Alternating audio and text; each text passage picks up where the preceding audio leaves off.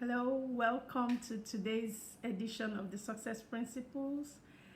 We are on day 57. So today's success principle is about you understanding that whatever you focus on, you get. So you get what you focus on. My name is Dr. Mrs. Blessing Ishamo. I am a certified leadership coach, certified trainer of the Success Principles online, a family and sex coach, and also a network marketing professional. I am excited and happy to walk both housewives, stay-at-home parents through the Success Principles in this, short video clips, sharing nuggets on how you can use the Success Principles by Jack Canfield. It's an amazing book. Please get the book and read. So what we're doing right now is just helping you understand some of the amazing things in that book. Give yourself a treat. Buy something for yourself this year.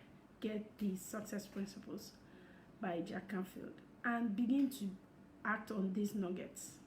So yesterday we talked about developing a positive money consciousness. So from here, you're already saying no to those limiting beliefs. You're changing them.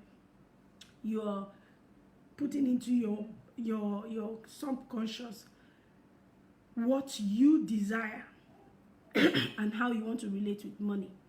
Today we are looking at you bringing it into the physical. So we're looking at you becoming aware of how you spend your money, how you project what you want, not living by chance and just any day that comes, or being bound in fear of it's no use, I don't have the money, I can only wish. No, you can do something about it. Dr. D. Martini said, if you are not consciously, deliberately choosing to be wealthy, wealth will not come to you. Money will not come to you. So what we want to discuss today is how you can deliberately start step by step, begin to walk towards bringing in the wealth that you desire. The wealth that you're already seeing in your mindset, that you're already telling yourself is important and you want to use it to do good in this world. How do you now practically work on it? So the first thing is for you to decide that you will be wealthy. Decide that it is important for you to look into these money matters. So I know very well that in my home, especially with my husband listening as I do these videos, he is exceptionally happy. Hey Clover, thank you so much for joining. I truly appreciate. Okay, so he is very happy that I'm talking about these things. You know why? In my home, he is the saver and I'm the spender. So my husband would want to check things out, cross-check things, work with a budget, and at least each penny should be justified. I love that, but at the same time, I could just see your face and I like you and I could just bring out money and give to you for no reason. And this impulse buying and all that. So we had to have a kind of agreement where there is the pause for impulse buying. And once it's finished, it ends there. And there is more emphasis on savings. So why I share this, there's a book that I am working on and it will soon be out on the 5 F's on how you could have all this understanding, know who is the spender and the saver in the house, so money doesn't cause problems. So for me to do this particular episode, I am so happy. I am so sure that he is very happy. Like, yeah, tell yourself on how to be more serious with this money thing. Okay, so back to what I was saying. If you decide you want to be wealthy, like I am deciding that, those that have this money, they don't have two heads. These people have made up their mind to have the things they desire, and they worked with an informed, they're working with information on how to get it. So I can do that too. So decide to be wealthy. Then the question is, what does wealthy mean to you? For some people, they say, you know what, I just want to have enough money. My needs are not many. I just want to have enough money at the end when I'm retired to be able to take care of my basic needs and just a little to travel. Travel to where? So you're deciding to be wealthy, and how wealthy you want to be needs to be clearly stated. Some other persons wants to live in a mansion, wants to, visit all the countries in the world. So you need to start planning to have that in place. You need to start asking questions like, what is my net worth this year? What have I saved, or what am I worth after I have removed all the loans, the mortgage, the expenses? What do I have in the bank? What do I have in investments? What do I have, in bonds? Asking yourself questions like, what would I earn next year? What will I do to increase my cash flow? And then deciding it, writing it down. It could be an affirmation. I will earn X amount by the end of this year. I would earn X as my net worth. I am working on earning. You must have a specific amount. How much by when? And it's known. When something is not measured, you won't be able to manage it. I was in a group. We were having discussions on a charitable outing, and a question was raised. How much do we have in the purse for this project? And the project was for, a particular amount, and what was in the purse was this small. But the fact that an amount was mentioned, everybody knew, okay, we are looking for the difference, and immediately went to work, and that thing became a reality. It's very important that you begin to check how much you spend in a month. You can take out your fixed spendings, the rent, the bills and all that. Then you now look at the ones that, every day, maybe food, those things that fluctuate. See how to put them down and know at least on average what you spend in a month. Sit down with your spouse and look at having a budget and sticking to the budget. Most times when people hear budget, it's restrictive. I used to feel like that too. I used to feel, don't tell me to do no budget. And I'll throw tantrums, what are we budgeting? Just let me be. I want to enjoy life. If I have 5 naira and it's finished, it's okay. I know I don't have, but that's not budgeting is not about putting yourself in a prison. Budgeting is like a guide to help you have an idea of what the money that is coming in, the money that is going out, and how you can live within your means, and how living within your means you can also project and save while you are looking for extra sources of income. I am a big fan on multiple streams of income. Don't just hold on to one and then you get yourself all worked up. So determine that you will become conscious about your money. The first step is for you to calculate, know your worth. What are you worth? How much is in the bank? How much, both the liquid assets, the solid, however you name them, what do you have? You can work with a financial advisor.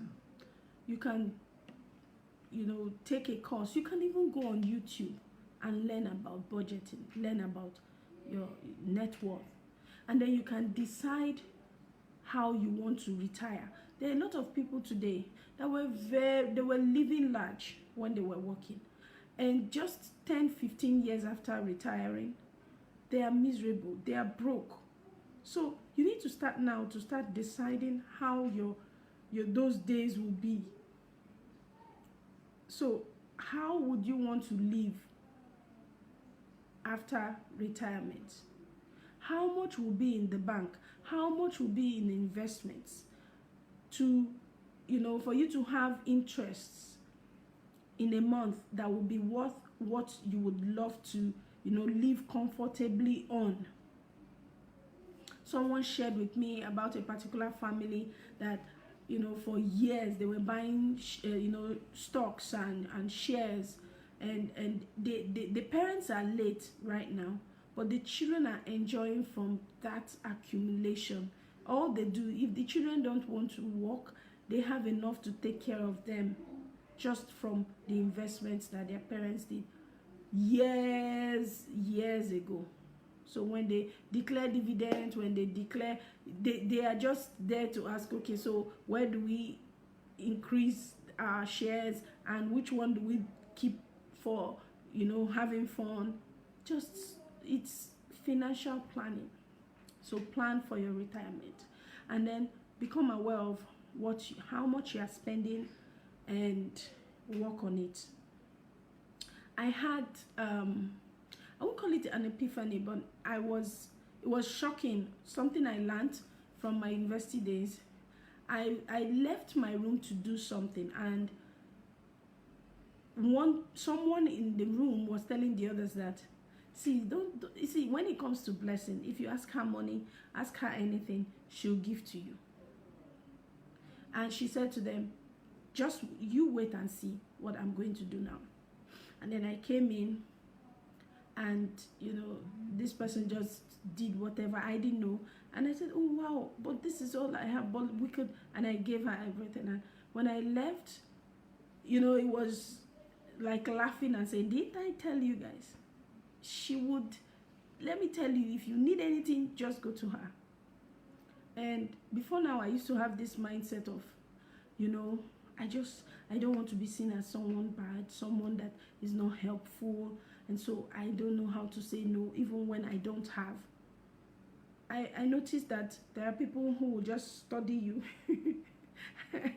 and really deal with you.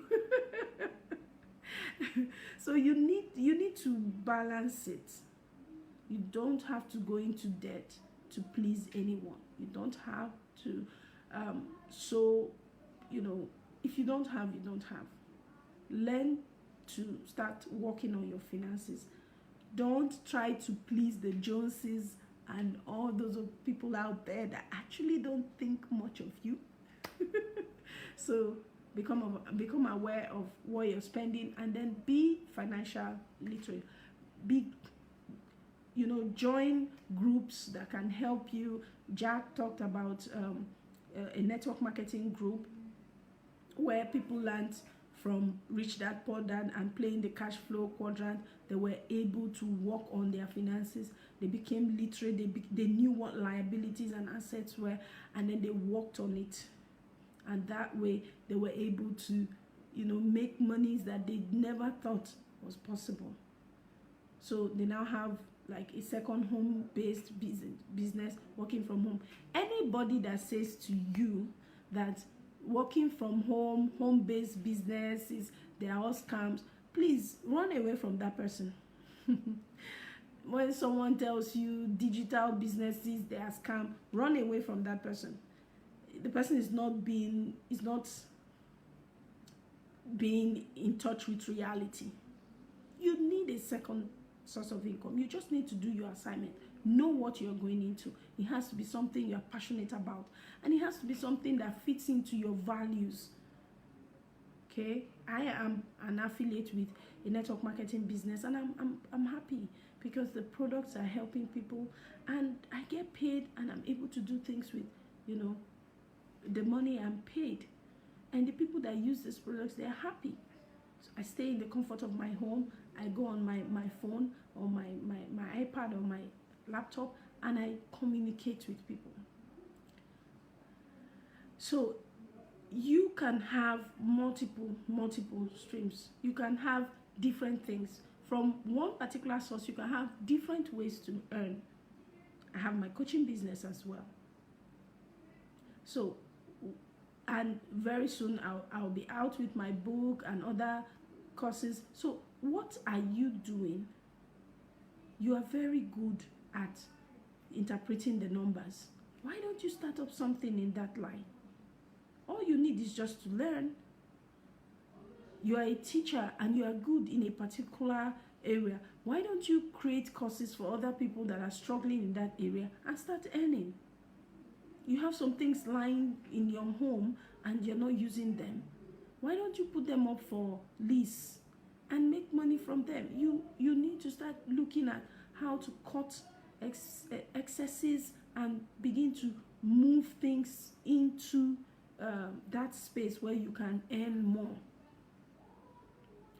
But if you don't have a goal, if you don't know how much you need to live comfortably in a month, how can you plan?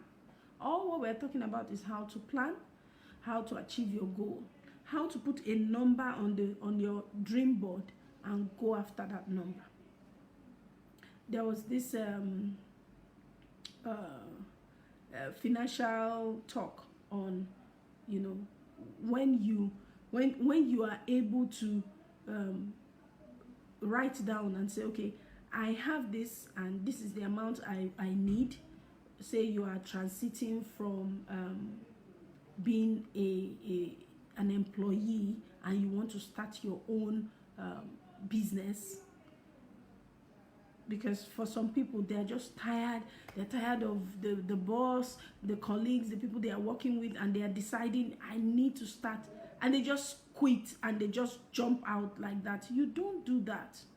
You give yourself like 6 months savings of your current salary, 6 to 9 months in the bank, so that when you come out and you're trying to understand this world of entrepreneurship, you have something to fall back on. And that's just for the now. So when you are doing your calculations of your dream life, you do for now and for later. How much will it take for me to be able to travel the world, or travel to the places I want to go to, or build my house in a particular place? What will it take for me to maintain that lifestyle? Have those things in numbers.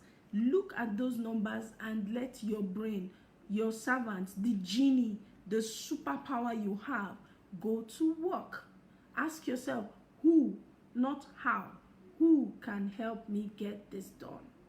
And then partner with the financial advisors, with, you know, like he suggested, the network marketing financial outfits that helped those couples, or work with people on YouTube, online, and get a path, get a roadmap to how you will attract this wealth and how it will stay. Someone said to me recently, without you embracing a budget and knowing how much you spend and exactly where your money is going, it will be hard to save and hard to invest. So this particular success principle is for you and I. I'm working on it. I hope you join me.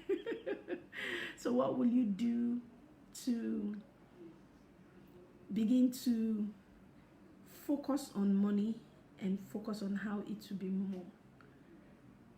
That is your assignment for the next 24 hours. Just do one thing.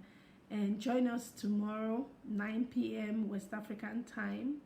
Yeah, there was one more thing in the book that was talking about your assets, okay? Thank you so much, sir. I was talking about 4 assets that you have. The human assets. So this has to do with your, your character, your values, your relationships. These are assets that you have. And then we have the intellectual assets, your formal education, your experiences, what you bring to the table. These are your assets. I was telling somebody recently that, personally, I may not be able to do all this retailing and, have a mall, like a grocery shop. That's not my strength. My strength is in intellectual and, my sharing, teaching, inspiring people, learning new things and sharing with people. That is an asset. That is my asset. So you have the human asset, your network, okay, the kind of people you surround yourself with, and your values. Who are you? Are you trustworthy? It's an asset, because people can recommend you, and then your intellectual assets, and then they talked about financial asset, cash, bonds, investment, and then your civic assets, where you talk about foundation, task, and contribution and all that. So look at all the areas where you are wealthy and begin to capitalize and work on them. So I hope this helps. Join us tomorrow, 9 p.m. West African time, for another Success Principle. And please click on the link. We have just 2 days to go to an amazing brain training. Get the info and join us, and join the inner circle as we share more on that group. So thank you so much for joining, and bye for now.